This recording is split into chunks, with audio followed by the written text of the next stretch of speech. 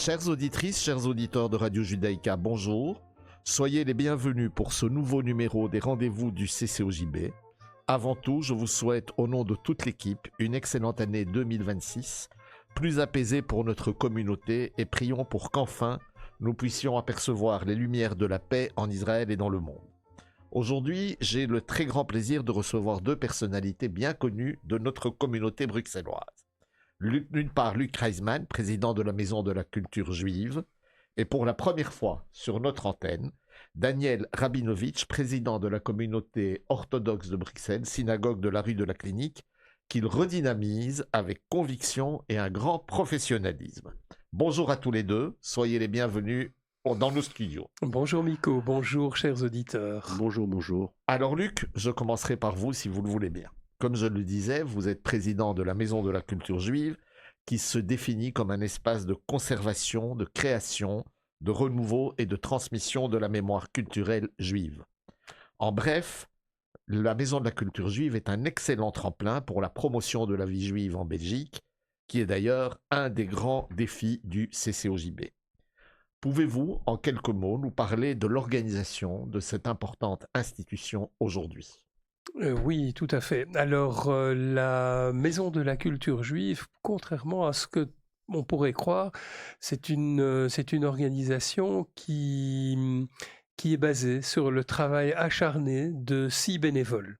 Le travail acharné de 6 bénévoles, pourquoi je dis acharné? Parce que quand on voit la quantité d'activités que nous développons et parfois l'ampleur de certaines activités, on se demande comment ce comité fait pour y arriver. Tous les jours, c'est tous les jours un challenge. C'est tous les jours un challenge. Et voilà. Et donc, la Maison de la Culture Juive est une association qui existe depuis 1981. Qui est né un petit peu entre l'ancien centre des jeunes et donc en centre des jeunes ancêtre de Radio Judaïka. Je connais. Voilà. Entre l'ancien centre des jeunes et le CCLJ, qui a été créé par une cinquantaine de notables de la communauté juive, dont notre très cher rabbin Guigui et dont les précurseurs étaient aussi notre maître, le Rav Raphaël Benezri, qui donne toujours cours en Zoom, qui donne toujours cours donc tous les dimanches soirs. Et voilà, cette association s'est développée tout au long des années. Au début, il n'y avait peut-être pas tant d'activités.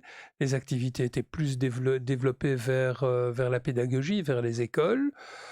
Pendant très longtemps, nous travaillions avec environ une soixantaine d'activités, à une époque beaucoup en collaboration avec le Centre des Jeunes, ensuite beaucoup en collaboration avec le CCLJ, et je dirais aujourd'hui en collaboration avec absolument tout le monde. Et très récemment... On y reviendra. Voilà, et très récemment, en collaboration avec Radio Judaïka. Voilà, ok. Et voilà, alors pour moi, c'est un grand plaisir. Pour moi, c'est un grand plaisir de développer justement la culture juive, essentiellement la culture juive, surtout à l'époque où, nous sommes attaqués de toutes parts, et à l'époque où le discours politique est tout aussi important. Mais en aucun cas, nous ne voulons mettre le doigt dans le discours politique, parce qu'en vérité, nous n'avons rien à dire, la parole politique de notre communauté est très très bien portée par tous ceux qui savent en parler. Oui, absolument. Et justement, la situation actuelle ne vous pose pas de problème dans l'organisation de vos événements, vous n'êtes pas confronté à des obstacles, voilà. Oui et non. Oui et non. Vous savez, nous avons produit la pièce, l'extraordinaire pièce de Steve Suissa, Appelez-moi Golda, qui était une réussite phénoménale. Le centre culturel de Derghem était plein. J'ai reçu 10 messages antisémites, antisionistes par jour. C'est ça, bien sûr. Voilà. Bien sûr. Alors évidemment, c'est poubelle, et puis c'est blocage, poubelle, et on ne s'attarde plus à ça en fait. Mais justement, la Maison de la Culture Juive, de ce que j'ai lu, dispose de textes fondateurs qui permettent de dégager des éléments essentiels pour les confronter aux réalités de notre temps. Pouvez-vous, en quelques mots, nous en dire plus sur Tout ces à textes fait, fondateurs? Nico, je suis vraiment... c'est un bonheur de pouvoir en parler, on n'en parle jamais. Ouais. Les textes fondateurs, c'est le Tanakh, la Mishnah, le Talmud et tous les écrits de nos sages tout au long de l'Antiquité, du Moyen Âge et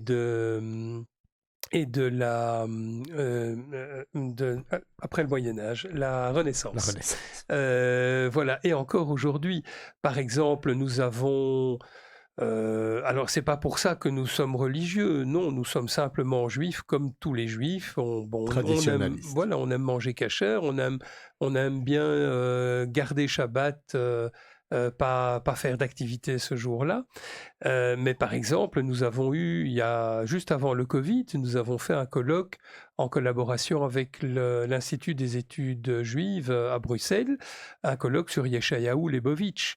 Yeshayahu Leibovitch est un grand personnage, un grand mathématicien d'abord, un grand halachiste, un grand penseur dans le judaïsme, qui serait aujourd'hui vilipendé par le monde chassidique. Bien sûr. Vous voyez. Alors, par contre, je suis sûr que Yoni Krief l'aime bien. Rav Krief l'aime bien. Mais bon, c'est un autre débat. Nos textes fondateurs, justement, ben voilà, je pense à Rav Yoni Krief, ce sont les conférences qu'on a eu l'occasion et que nous aurons encore l'occasion de faire avec lui. Il développe justement les penseurs juifs séfarades du Moyen Âge. Vous savez, les sources sont inépuisables, je dirais. Et Je encore, vous savez, justement, dans ce slogan, c'est pas un slogan, mais dans cette phrase qu'on met sur notre site, les textes fondateurs, mais surtout l'humanisme. Surtout l'humanisme. Nous essayons de développer tout ce qui a d'humanisme dans la tradition juive. Ok, super. Je vois aussi que les langues juives ont une place importante au sein de la Maison de la Culture Juive. Ah oui, Miko. Elles sont incontestablement des langues de minorité à travers le monde.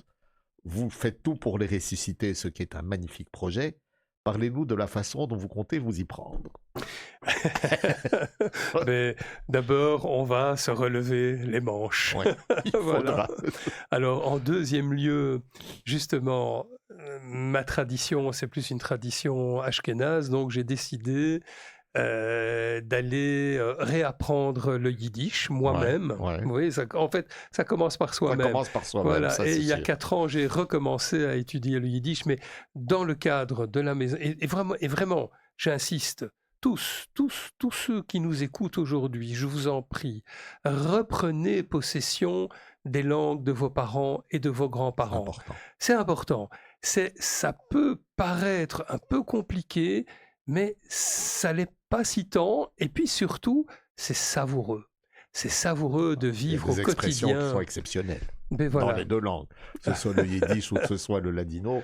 Moi, j'essaye par exemple avec les jeunes de notre famille de parler un peu en ladino et ils adhèrent. Et je trouve que Voilà. c'est très important. Tout à fait. C'est très très important de faire revivre ces langues. Et alors, comment est-ce que nous y prenons à la Maison de la Culture Juive? Bien, nous avons créé il y a plusieurs années un journal sur le web, donc un magazine digital qui s'appelle le J-Mag, que nous diffusons sur Facebook, enfin sur tous les réseaux sociaux, sur Facebook, sur LinkedIn. Ça fonctionne très très bien sur LinkedIn et nous allons commencer à le diffuser aussi sur Instagram.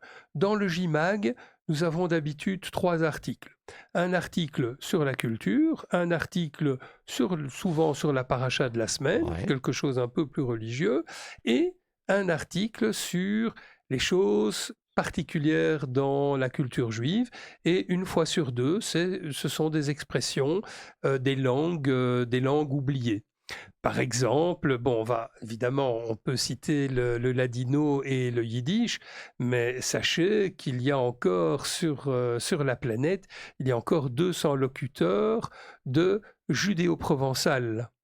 Vous voyez, si je D'accord, vous ok, dis ouais. Lucan Tudu Cabri, ça veut dire Hadgadia, ça veut dire la chanson du cabri, c'est la chanson de la chèvre. Ouais. Voilà. Cabri, c'est la chèvre, qui Voilà. est cavritico en ladino, et voilà. Et voilà. Donc voilà, mais ça se rejoint. Et donc, on développe aussi des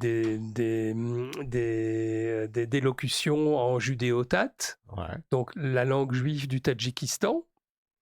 Et alors, depuis que je suis marié à une femme totalement délicieuse dont les origines sont de Constantine, eh bien, nous avons commencé aussi le judéo-algérien. Magnifique. Et aussi toutes sortes C'est d'autres magnifique. langues. C'est magnifique, il faut faire revivre tout ça. Alors, il y a un événement majeur que vous organisez chaque année, c'est le Festival des musiques juives, qui a toujours beaucoup de succès. Alors, avant d'en parler, parce que nous allons en parler aussi avec Daniel, qui collabore cette année, quand aura-t-il lieu et où cette année? Cette année-ci, il aura lieu le 21 juin. Et alors, Miko, je suis vraiment enchanté de pouvoir amener ce scoop ici à Radio Judaïka et à l'émission du CCOJB. Cette année-ci, la fête des musiques juives aura lieu au Centre culturel du Cleu. Au Centre Magnifique. culturel du Cleu rue Rouge. Là, on aura suffisamment de place pour recevoir tout le monde. Une très très belle scène pour recevoir des groupes de grande qualité. Et je ne vais pas encore parler du programme, c'est un petit peu tôt, Oui, bien sûr. mais ce seront des vedettes internationales, peut-être pas trop connues, mais de musique tout à fait de niveau. Eh bien, il faut appeler nos auditeurs, en profiter pour leur dire réserver le 21 juin. Alors, ces derniers mois, on a pu voir, Luc, une très forte collaboration de la Maison de la Culture Juive avec d'une part la communauté séfarade de Bruxelles lors de l'allumage Place Bruckmann, un événement qui a rencontré un très grand succès, mais aussi, et cela nous permet de faire le lien avec notre deuxième invité, avec la synagogue de la rue de la Clinique où il y a eu aussi un allumage. Tout à fait, 2 allumages cette année-ci. C'était un pari réussi, en dépit des événements tragiques qui se sont produits quelques jours avant en Australie. Mais vous savez, Miko, j'ai fait un autre pari et je suis engagé maintenant. Je ne sais pas comment je vais faire, mais ça va aller. ça va aller. Suis sûr. En parlant avec des amis très chers du monde chassidique, j'ai dit, mais écoutez, l'année prochaine, je n'ai pas dit que ce serait la maison de la culture juive, mais j'ai dit l'année prochaine, il y aura au moins un allumage tous les jours. Alors j'ai déjà des petits projets. C'est un fameux pari, mais je suis sûr. Expliquez-nous tous les deux, Daniel pouvait intervenir bien sûr, comment ont été prises les décisions de cette collaboration. Et bien sûr, bon voilà, que ce soit avec la communauté séfarade ou avec vous, Daniel, comment ça s'est passé? Voilà. Alors la décision avec la communauté séfarade, elle tient sur, on va dire, sur 3 personnes. L'idée est venue un jour où mon épouse était avec le rabbin Yoni Kriev. Ils discutaient et ils ont dit « Oh, si on faisait un allumage pas loin d'ici ». Et en parlant avec la présidente Karine Douenias, que je salue ici au micro, grâce à sa bonne volonté, à sa ténacité et à son enthousiasme, eh bien, vous savez, on dit ça dans les légendes, ce qui fut dit fut fit. Exactement, ouais. Voilà, vous savez, je suis herzélien. Ouais. Herzl, il a dit un truc, il a dit, si vous y croyez, ce ne sera pas un rêve. Et après, ça va tout seul. C'était magnifique. Ce ne sont que des problèmes techniques. L'événement Place Bruckmann, en plus, le lieu était symbolique, puisque c'était de là que partaient très souvent les marches en soutien à la libération des otages. En plus. Et ça avait quand même un côté très symbolique, très fort et très émouvant, je dois dire. Oui, d'ailleurs, l'association des otages a allumé une bougie ce jour-là. Je me rappelle, j'étais là. Et j'étais là en tant qu'ancien président de la communauté séfarade, mais c'était vraiment une très très belle manifestation. Oui. Et disons que moi j'avais dit à Karine, c'est un magnifique pari, mais est-ce que les gens vont se déplacer après ce qu'il y a eu à Sydney? Et quand je suis arrivé là, que j'ai vu que c'était noir de monde, j'ai dit c'est incroyable, vraiment incroyable. Je crois qu'il y avait 300 personnes d'après les Ah oui, organisateurs mais et 200 certainement. personnes d'après les forces de l'ordre. D'après les forces de l'ordre, donc c'est 250 plus ou moins. Enfin, je veux Voilà. dire, la place était noire de monde et c'était magnifique. Et surtout l'ambiance. Ouais. Mais quelle C'était ambiance très chaleureux. chaleureuse. Ça, Très chaleureux. ça nous a fait chaud au cœur à C'était tous. très chaleureux. Et on en avait besoin. On avait besoin un peu de se retrouver avec de l'ambiance, un peu d'amusement, de chant, de se retrouver. Non, c'était vraiment magnifique. Bravo pour ça. De rien, de Et, rien le- du et, tout. le- et on fait le pari pour l'année prochaine. Oui, tout à Ça fait. va? Bon. Et alors, par rapport donc nous avons fait aussi un allumage en collaboration avec, enfin, surtout à la synagogue de la rue de la Clinique, en collaboration avec nous. Mais vous savez, la collaboration de la Maison de la Culture Juive et de la rue de la Clinique est aussi solide que l'amitié qu'il y a entre Daniel et moi. La synagogue de la rue de la Clinique, c'est la synagogue de quand j'étais petit. En plus de la Schule Molenbeek. Et voilà, et les activités à la rue de la Clinique me tiennent à cœur. Et voilà, lorsque je peux amener la Maison de la Culture Juive à collaborer à une activité là-bas, c'est vraiment avec plaisir, surtout que c'est un endroit mais vraiment fabuleux. Vraiment, vous savez, souvent on dit oh le quartier, mais non, oubliez le quartier, voyez le bâtiment est d'une splendeur. Oui, il est très beau. Et c'est vrai, mais il est même impressionnant. Il On est ne très sait beau. pas qu'il y a une grande synagogue comme ça à Bruxelles. C'est la 2e synagogue la plus grande Ah, ouais, tout de à fait. Bruxelles, en fait. Tout à fait. Et voilà, alors voilà, il y a eu le Hanouka, mais nous faisons plein d'autres activités là-bas. Et puis la rue de la Clinique fait aussi plein d'autres activités. Mais bon, on va en Alors parler. comment s'est passé comment on a initié cette collaboration autour de Hanouka? Ben, je vais le dire franchement, je m'en rappelle plus, mais C'était naturel. c'était naturel en fait. On Ouais. devait absolument donc fêter Hanouka. Et donc dans le quartier à la synagogue, donc on allume les bougies chaque année. Donc on a Ouais. décidé de le faire à cette date-là, d'inviter les autorités, donc comme on fait dans chaque synagogue, d'inviter les associations avec lesquelles nous avons des contacts dans le quartier, parce qu'on a un travail dans le quartier qui se Ouais. fait régulièrement avec beaucoup d'associations, et donc ça se passe en général assez bien malgré la situation. Et aussi pour quelque part comme objectif pour faire connaître notre atelier de pratique musicale que nous avons initié à la rue de la Clinique, donc comme activité culturelle avec la Maison de la Culture Juive. Et donc c'est un atelier qui a besoin donc d'être connu et donc d'être alimenté au niveau des musiciens. Donc on y apprend les musiques traditionnelles juives, et donc on avait un petit répertoire qu'on avait mis au point spécifiquement à cette occasion. Il y avait des danses aussi, je pense. Oui, c'est ça. Donc c'est un atelier qui permet de redécouvrir la musique du shtetl, donc avec les danses qui y sont associées. Magnifique. Mais la synagogue de la rue de la Clinique, Daniel, a été pendant de très très nombreuses années une référence pour la communauté juive de Bruxelles, comme le disait Luc.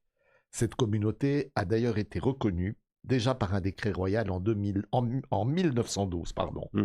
En 2020, de nombreux fidèles l'ont malheureusement déserté en raison de problèmes sécuritaires. Mmh. C'est dire si faire le pari de faire revivre cet édifice de référence pour la communauté juive est courageux, surtout dans le contexte actuel. Pouvez-vous nous expliquer un peu quelle est votre motivation en vous lançant dans ce défi? Il y a plusieurs motivations, hein. D'abord un aspect familial. J'ai mon arrière-grand-père qui est arrivé dans les années 30 et qui faisait partie des premiers, des premiers, disons, fidèles de la synagogue.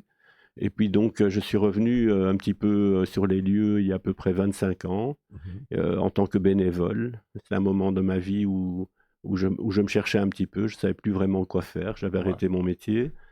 Et donc j'y ai pris place, et puis au fur et à mesure, voilà, j'ai apprécié, j'ai trouvé des choses à faire. Et donc il y a à peu près 6 ans, on m'a élu donc comme président du conseil d'administration et j'ai pris autour de moi des personnes qui pouvaient donc m'aider à développer de nouveaux projets et à faire vivre la synagogue, tant sur le plan cultuel que sur maintenant des projets et des activités culturelles aussi et mémorielles. Parfait. Donc, expliquez-nous un peu plus en détail comment vous faites pour redynamiser cette communauté dans le contexte actuel qui n'est pas des plus faciles. Oui, mais toutes les synagogues ont des problèmes de fréquentation à Bruxelles. Donc, c'est un travail acharné qui demande à faire appel chaque semaine pour avoir un minyan. Ouais.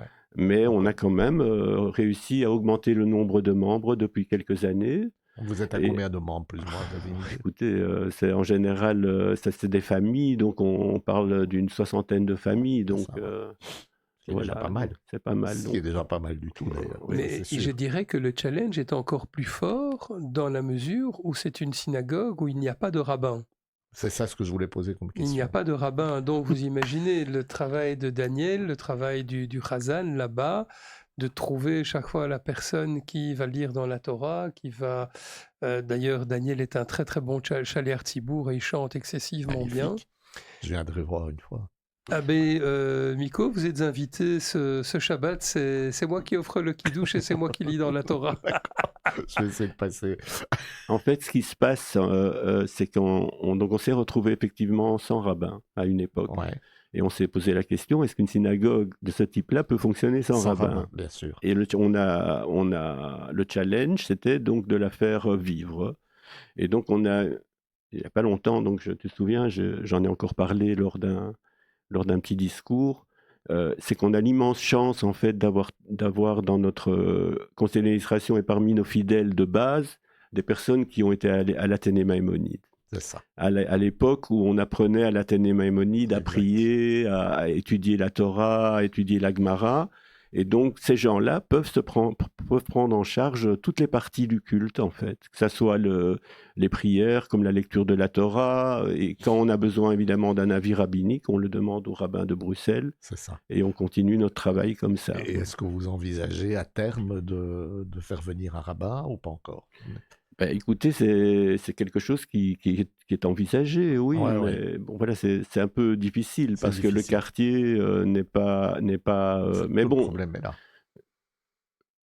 Quartier ou pas, on continue, on garde, à un moment donné comme où vous le savez, le quartier de la synagogue séfarade, qui est aussi une magnifique synagogue, nous a incité à devoir le quitter parce que je crois que c'est pire encore que la rue de la Clinique. Ouais. C'était vraiment, on était vraiment au cœur de tous les problèmes, quoi. Donc là, on a décidé, et vraiment un regret parce que c'était la synagogue de mon enfance, c'est celle où j'ai fait ma bar mitzvah, c'était la synagogue de mon père, de mes oncles. Le jour où on l'a vidé, c'était très déchirant. Hein. C'est déchirant. Même si on est bien aujourd'hui avenue Churchill, mais c'est déchirant. Je peux comprendre qu'on hésite. 2 synagogues fermées à Schaerbeek, c'est un mauvais nom sur la commune de Schaerbeek. Bien sûr, franchement. Bien sûr. Alors écoutez, par rapport au sentiment d'insécurité, alors, je veux pas que les gens prennent des risques. Ouais. Moi, personnellement, je suis un enfant du quartier. Je suis né dans ce quartier, j'ai grandi dans ce quartier, j'ai été à l'école dans ce quartier à Maïmonide, j'ai été à l'UNIF dans ce quartier à l'école des vétérinaires et j'ai travaillé toute ma vie dans ce quartier. Je n'arrive pas à me sentir en insécurité dans ce quartier. Évidemment, j'ai les bons gestes. Je fais attention, je regarde autour de moi. Voilà, mais il faut être vigilant. voilà, faut être vigilant, faut pas être angoissé, faut être vigilant. Faut être vigilant, non, c'est pas une question d'angoisse. Mais je crois que c'est dans tous les quartiers comme ça. Il faut qu'on soit prudent. Par rapport aux fusillades, je dirais, il y a eu des fusillades dans le quartier, bien sûr, mais il y a eu des fusillades partout dans Bruxelles. Bien sûr. Pas encore à Uccle, je pense, mais voilà, c'est ça. Mais bon, mais il y en a eu à Forêt. Il y en a eu à Forêt, bien sûr. Bien sûr. C'est tout près de nous. Bien sûr. Et pour en revenir aux activités de la synagogue de la rue de la Clinique, vous participez, comme on l'a dit tout à l'heure, au festival de musique du 21 juin, puisque maintenant on sait que c'est le 21 juin, avec la Maison de la Culture Juive, mais vous organisez, d'après ce que j'ai entendu, d'autres activités. Est-ce que vous faites des repas shabbatiques? Oui. Vous fêtez Pourim, vous organisez des activités. Oui. Donc les activités, je vais commencer par des activités liées au culte. Ouais. Petite seconde, je vais Oui, retrouver mes notes. à votre aise. Donc la synagogue remplit ses différentes missions liées au culte. La synagogue a été reconnue, donc ça on l'a dit, comme monument classé Art déco. Donc le bâtiment, l'édifice a en son sein une synagogue, un beth midrash, une grande salle des fêtes et un mikveh, un bain rituel pour hommes. Alors les activités donc, dont on parle, c'est l'organisation des offices religieux tout au long de l'année, le Shabbat et les jours de fête, les cours, parce qu'on a une maison d'études qui s'est développée maintenant et qui accueille une dizaine de personnes, mais donc c'est très intéressant. C'est des cours sur les différents aspects du judaïsme.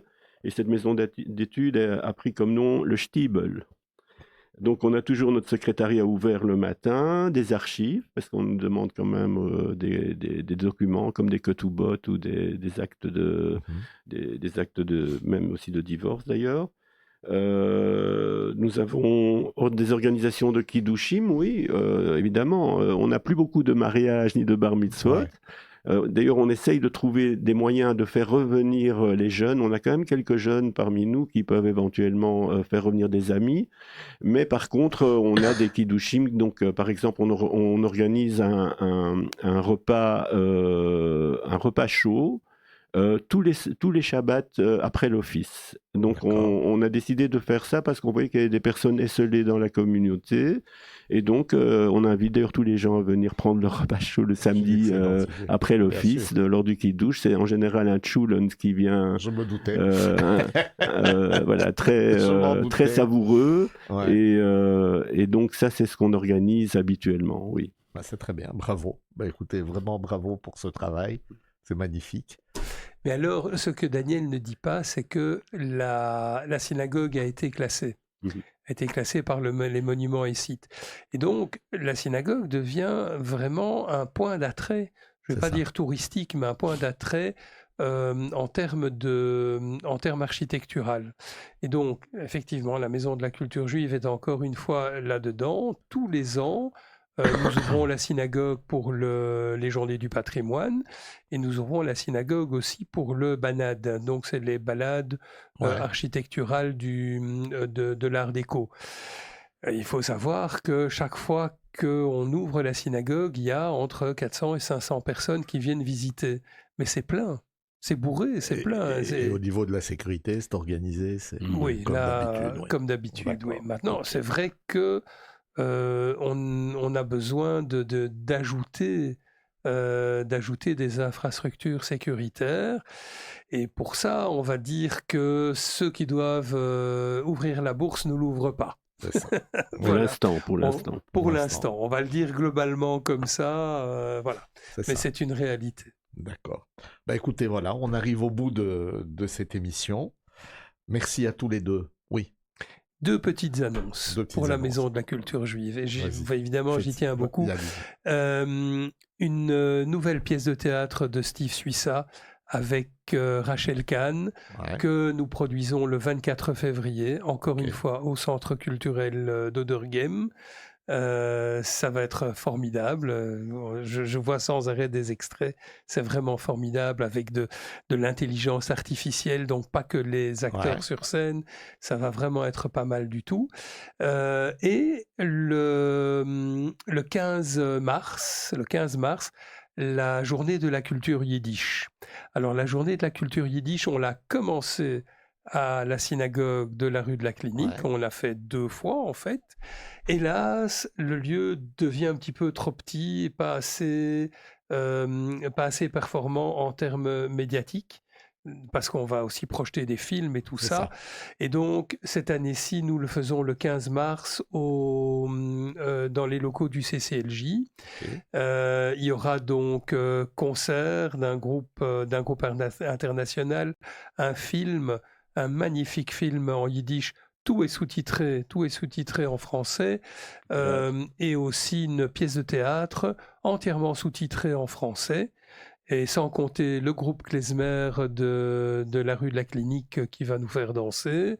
On va chanter aussi. Oui, Magnifique. Et gastronomie aussi, chou farci et chulent. Et probablement, il y aura tout un dynamisme, programme. c'est Voilà. magnifique.